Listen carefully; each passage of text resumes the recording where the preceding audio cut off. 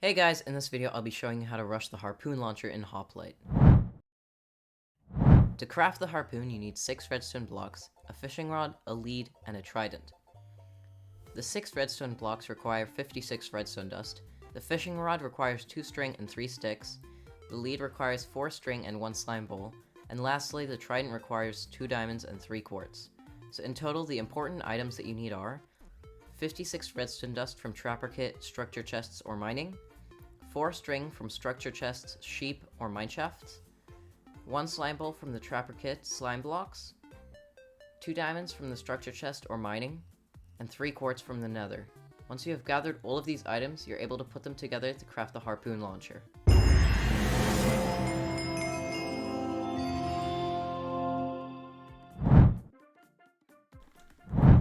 Alrighty, so the first step about making this trap is finding a good trapping location. So all you really need is the side of a mountain that can overlook a decent view. The side of a mountain so that you don't get dug on when there's actually like a decent space to hide. And then you just want to find a corner so that you can still replace the grass with all of the trapper blocks that you have, just so that you don't use too many grass blocks and then run out and then there's dirt and then it looks weird. And then in the corner you need to mine out some blocks here. Honestly, just mine it out so you have a 3x3. You can leave this block here, you don't really need to remove it.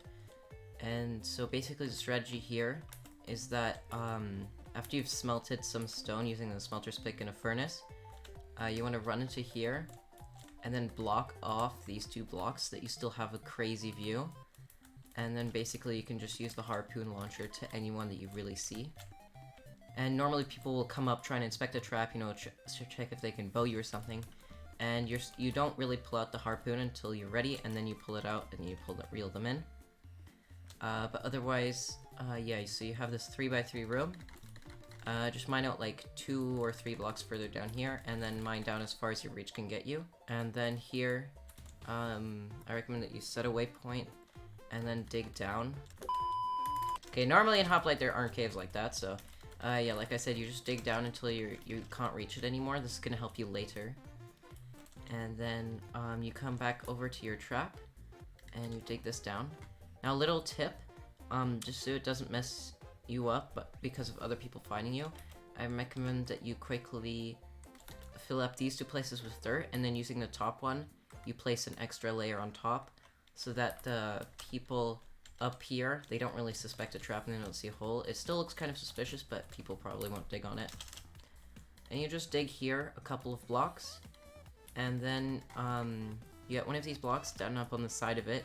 So this is your center block, and basically all this is trying to achieve is that you can get the max amount of blocks reached. And then after you've done all that, you mine down. So now you should have like 6 to 7 blocks where you can just place stairs so they can't place water. Oh, and also something, if you guys don't know, people can see your name tags from inside of caves. So you need to turn on something that toggle sneak. So basically you go into your options, controls, and then sneak to toggle. And that means that whenever I press shift once, I'm gonna stay sneaking. And when I press it again, I'm gonna unsneak.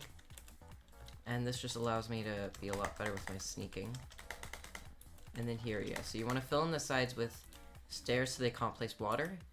Then you want to put down signs so they can't put down blocks. Buttons also work. The only issue is that if they place water at the top, the water will flow down and break all of the buttons. And here, you want to clear out a little room for yourself. And just like this 2 wide area until you've gone far enough where when you dig up, you should find the tunnel that you made earlier. You can also set a waypoint here, which I find really useful, which I usually do. And then the usual setup I have is a crafting table and furnace. The crafting table is to craft stuff, and the furnace, if you put like a stack of cobblestone in there and then use the smelter's pick, it can smelt all of the items inside. So that's really useful for like making armor stands because you need smooth stone for that, which is stone that you smelt twice. And then I always like to put 4 chests here, so 2 double chests. And if obviously after like 2 or 3 eliminations, these might be full, so you might just have to craft some extra. But after you've got this whole room and you've put down the signs and the stairs, you put these here so that they can't easily just like escape out. And then here's the best part, you put down a honey block and an oak slab. Now the cool thing about honey is that I'm trying to jump here and it won't let me jump really any high. It won't let me jump high at all. And that is because of it's the honey. It won't let you jump at all. And the funny thing is that even if you put a slab on top of it, it still works. You need the slab because the honey is breakable instantly, so they could just break the honey. With the slab there, it takes a lot longer. And then you also want to put a sign on top of the slab and put some armor stands here. Usually I find like 1 stack to be good enough. 1 to 2 stacks is usually the best. The armor stands are here so that when players drop down, they can't break anything until they've broken all of the armor stands. And then they need to break the sign that's right in front of their face right here. And then they need to break out of the stairs or down. And they can't block off above them because of the sign. And then you just place 2 stairs like this, so that if you run out of dripstone or something, you still have a great view and you can hit them with your sword. Sweep hitting is the only real option here, because chances are that you'll probably hit an armor stand with your attack and not the player. And then we just go back to our old area, and then we craft up some ladders, and we make it so that we can go like this. Normally people could be fancy and put a sign here and then water, but for this height it's really unnecessary.